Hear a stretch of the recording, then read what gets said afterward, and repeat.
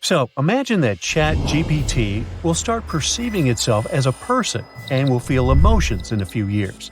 Many people are afraid that it will want to take over the planet. However, this fact won't be as important as the question people will start asking themselves at that moment. If humanity has created a machine with self-awareness, then could it be that humanity was also created artificially? Now, artificial intelligence lives on the internet, computers, and in digital reality. But what if we also live inside a huge, powerful computer? What if our universe is just a simulation? The most extraordinary thing is that some facts seem to point to this. There's a whole science in the world that studies this theory. It's called information physics, and it assumes that time, space, and matter are not fundamental natural phenomena, but bits of information. This information forms a picture that creates the laws of physics for us. For example, we feel cold and warm not because atoms get cold or warm, but because their movement accelerates or slows down. The speed of particles can be like bits of information. Billions of them could form the picture of reality. Once, philosopher Nick Bostrom said that an advanced civilization could create such complex technologies that simulations of these technologies would be indistinguishable from our reality. And Elon Musk said in 2016 that we were most likely in a simulation. Wow. The laws of physics resemble a giant code that programmers write when creating apps or games. For many of us, all these complex trigonometric equations and formulas of the laws of physics are too complicated. Tell me about it. But scientists who understand this issue see that the principal workings of these laws are beautiful, and this may suggest that someone deliberately created this beauty. Virtual worlds, apps, or games are based on information processing. If you delve into this information, you'll see that it consists of bits and pixels. Any picture on your phone screen is pixels, and any file transfer process is based on bits. They add up to bytes, kilobytes, megabytes, and so on until a bigger picture is formed. And if our life is a simulation, it must also consist of bits. In our case, pixels and bits are atoms and other particles that make up our universe. There are processes inside your computer and phone with maximum speed limits and computing power. If you start exceeding it, then your device will start working more slowly. So, in our reality, there is also a maximum speed limit. This is the speed of light. When an object starts moving almost as fast as the speed of light, time slows down for that object too. Also, time flows more slowly near a black hole. This object with an unimaginable gravitational mass can be something heavy that overloads the processor's computing power. There's also such a thing as quantum entanglement, in which two particles can be connected even though they're far away from each other. Electrons travel around an atom. They are connected, and if the property of one changes, the second one will react. And even if you place these electrons on different sides of a galaxy, they will retain this connection. How is this possible? Scientists don't know. A double-slit experiment is one of the most famous experiments that hint that our world is a simulation. The existence of this experiment can be reduced to a simple thesis that the world exists only when we look at it or interact with it through touch, hearing, and other senses. So imagine that you've launched a new game on an old computer. Sometimes the game map freezes. In the game, you turn to the left and see how the mountains and the roads are getting loaded.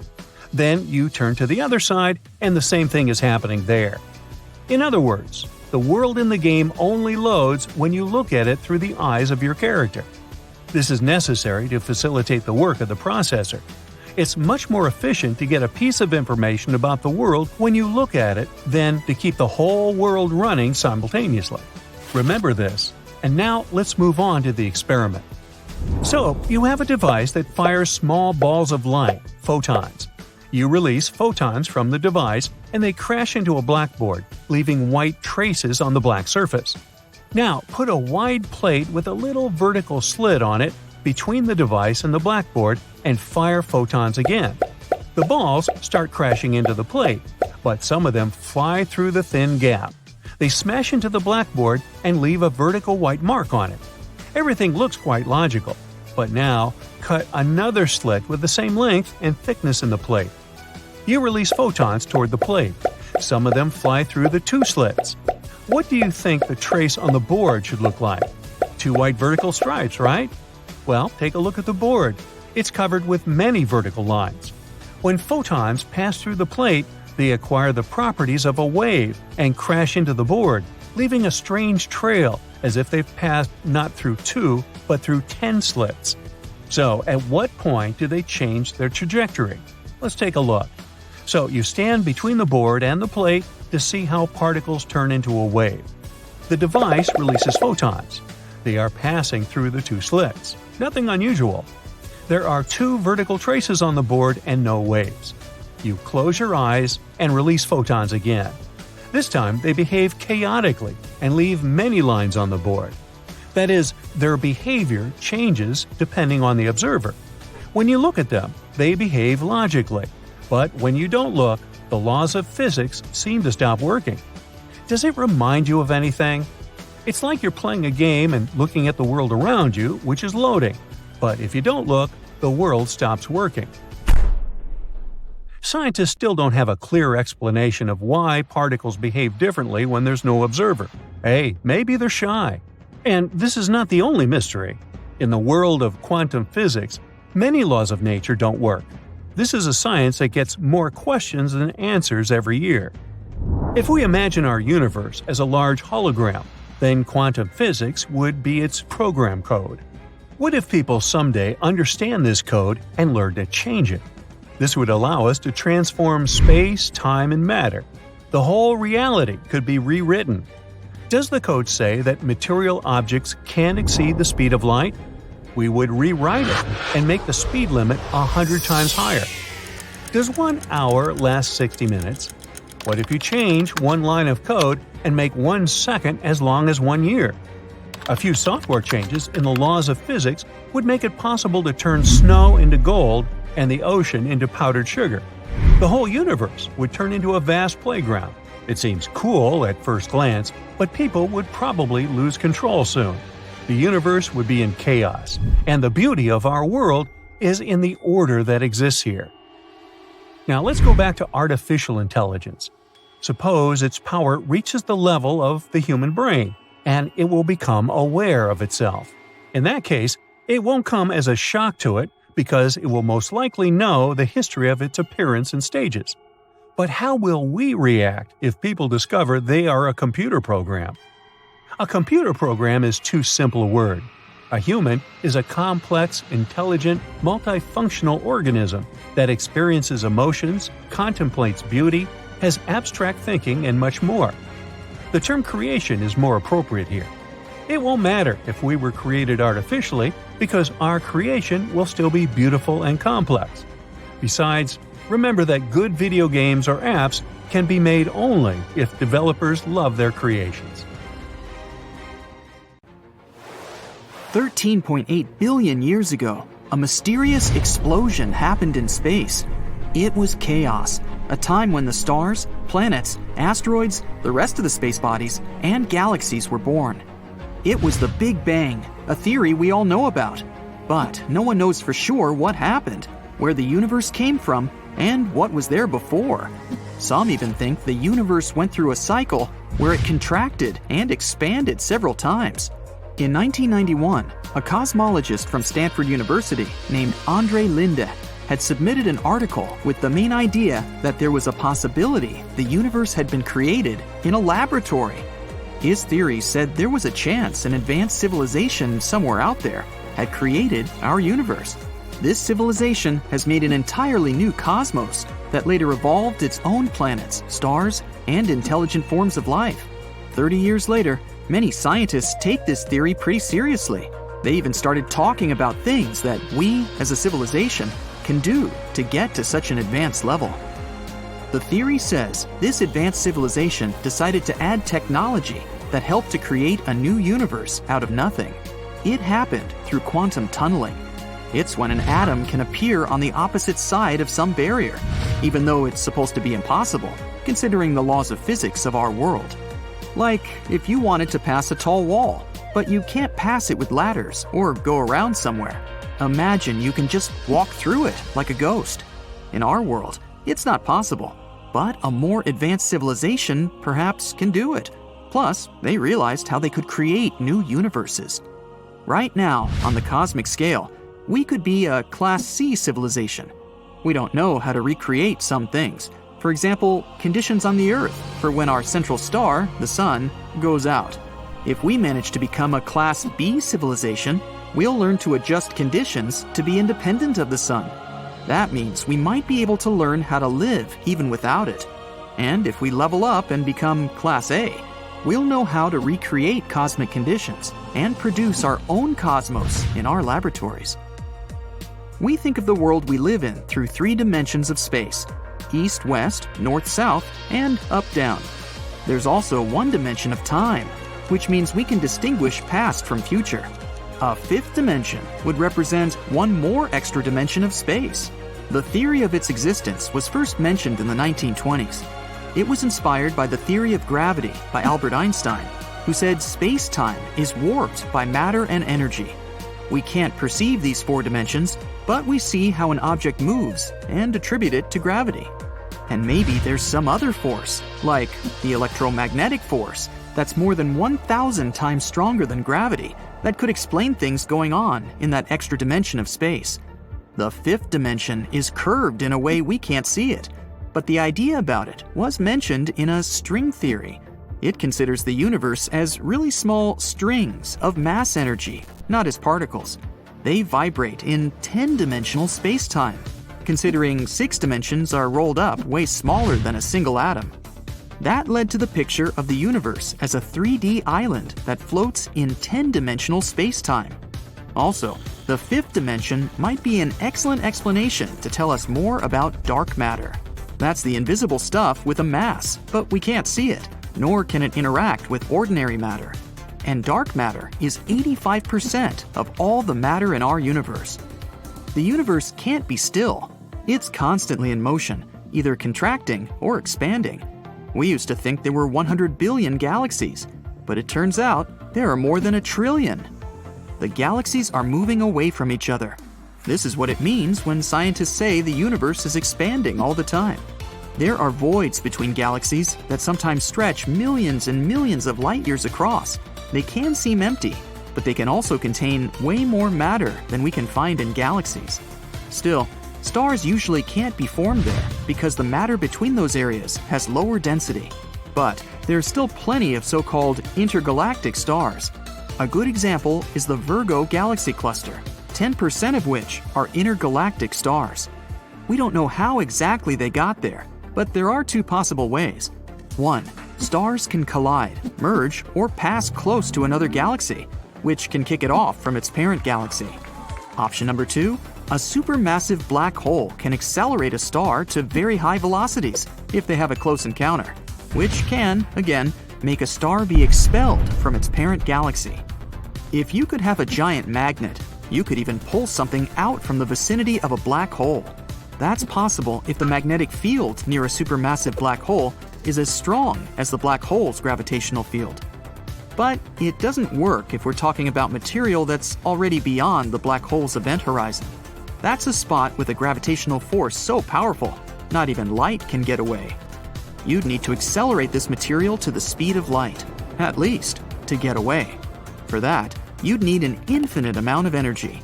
But a magnet could help if something's heading toward the black hole but didn't get inside yet. When someone mentions a black hole, you might get a picture of some giant void in space. But the Milky Way is most likely full of thousands of smaller black holes that float around the galaxy. When a star comes to its end, it will destroy itself in a supernova explosion, which is a cataclysm of energy. In that explosion, the densities in the core will reach an intense enough state that nothing will be able to escape. At the same time, the major part of the star explodes outward, but a part of it collapses inward, creating a black hole. The bigger the star, the bigger the hole. The black hole then swallows everything that comes in its way, including other stars as well. When a star gets sucked up into the black hole, it's ripped apart because of the strong gravity inside the black hole. Some of its parts fall into the black hole, while others get ejected at incredibly high speeds. Some black holes might have been formed in a different way. The early stages of our universe were, to say the least, pretty chaotic. It had high temperatures and pressures and was in a state that shaped the entire cosmos. Under the right conditions, any old gas patch may have shrunk itself to become a black hole. And they came in many different sizes, from something that weighs a couple of pounds to giant masses like thousands of suns, and those in between. They aren't really black. Black holes are areas with strong gravity, and no object can escape when it gets inside. They feed off electromagnetic radiation, such as light and space particles. Since they're consuming matter all the time, black holes give off a dark glow. The Earth is not that close to the inhospitable edge of the solar system. We're the sixth planet from it. Scientists made a pretty cool 3D map of our solar system, where we can see what the edge looks like. It took them 13 years to design it. The boundary is called the outer heliosphere. It marks the area in space where the solar wind, which is the stream of charged particles our sun emits, gets deflected and draped back by the radiation coming from the empty region beyond our solar system. The inner layer of the heliosphere is where the sun and the planets have a rough shape of a sphere, while the outer layer is not that symmetrical. This asymmetry happens because our sun is moving through the galaxy and goes through friction with the radiation in front of it. What if someone told you that life actually creates the universe? We're all used to the fact that the universe exists outside of us and was created with the Big Bang. But what if, in reality, it's us who create not just houses and cars, but the whole world? Sounds crazy, doesn't it? Well, let's discuss this fascinating theory. For centuries, there's been one way of thinking about the universe. It's brought us amazing discoveries and inventions that have changed our lives. But guess what? This model might be running out of steam. Scientists say that the universe was created from the Big Bang. Then, it was just a bunch of lifeless particles bouncing around until they started creating stars, then planets, and finally us. The current model is logical and well thought out, but the problem is it's still full of unexplained things. For example, it can't explain how life came to be in the first place. Sure, we can understand how life evolved and changed over time, but the real mystery is how it all began. When exactly did we humans become conscious? How do a bunch of molecules in a brain create our thoughts and experiences? That's a real head-scratcher. And even if we put the life and consciousness stuff aside, the current model falls short in explaining the basics of our universe. We know about the Big Bang, but where did this Big Bang come from? How can something come from nothing? It's a great puzzle, and we don't have the answer yet. Well, here comes Dr. Robert Lanza and his wild idea called biocentrism. In 2007, he wrote a scientific article about how biology could join forces with quantum physics. It was so cool that 2 years later, Lanza and his friend Bob Berman wrote a book that expanded the ideas from the article. So what does Lanza actually believe? Well, he basically says that everything we perceive is within our minds. That everything, the whole universe, is all in your head. Of course, this idea isn't new at all, but Lanza tries to combine it with astrobiology and quantum physics to explain how exactly life creates the world instead of the other way around. His theory says that biology is the boss of the universe.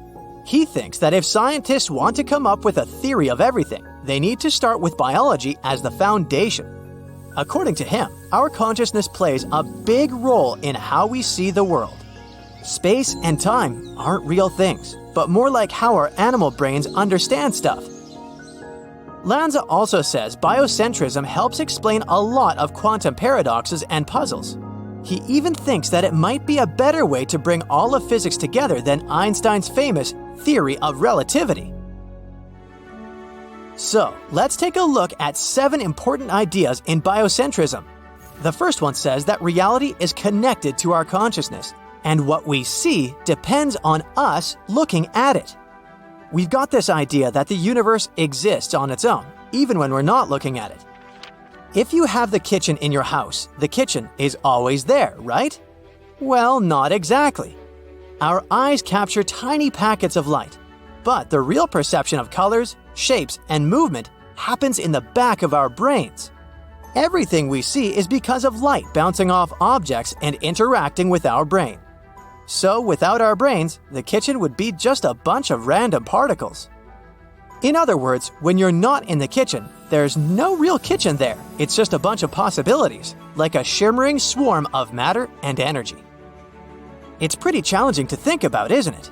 But to truly understand the universe, we need to go beyond our habitual ways of thinking.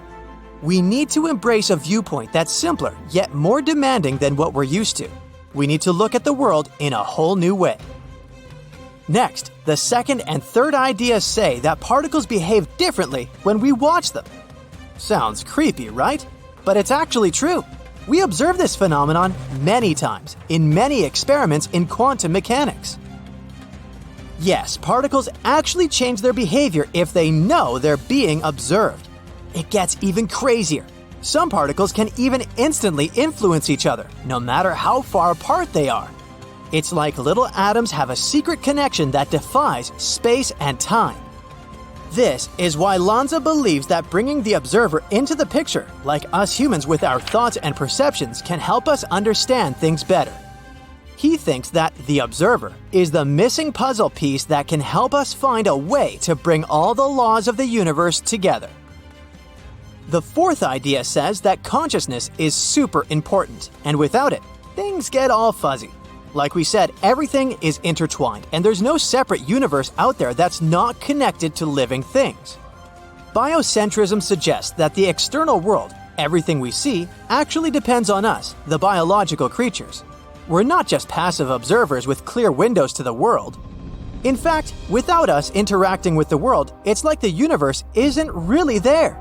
Just like the kitchen disappears when we're not there, and the universe is all about how we experience it. Reality is a dance between us and the world.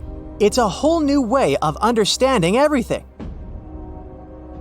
The fifth idea points out that the universe seems to be just right for life to exist.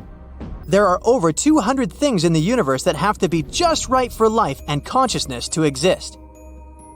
If the Big Bang had been even slightly stronger, everything would have zoomed by too quickly for galaxies and life to form. That means no us. And if the forces of nature, like gravity, and the strong nuclear force were tweaked even a little, atoms wouldn't hold together, stars wouldn't ignite, and we would be left with plain vanilla hydrogen everywhere. Of course, there's many theories on why this could be the case. We could also look at this phenomenon the other way. It's not that things were made this way specifically for us, but our existence is a result of things being this way. We're just the result of particle movements and certain conditions. Biocentrism, however, has a more fun way to look at it. Life creates the universe. The universe and its parameters are a reflection of the logic of our existence as living beings. And finally, the sixth and seventh ideas say that space and time are not things, but tools our animal brains use. Think about it for a moment. Does time really exist? Well, the reality of time is a bit shaky. According to biocentrism, time is simply our way of making sense of the world, a tool for understanding. It's not some external force. Our mind weaves together snapshots of information, creating the illusion of time. So when we perceive time passing, it's just our human perception at work. And what about space? In our daily lives, we think of space as a vast container without walls. But in reality, space is full, not empty. There's no fixed measure of distance anywhere.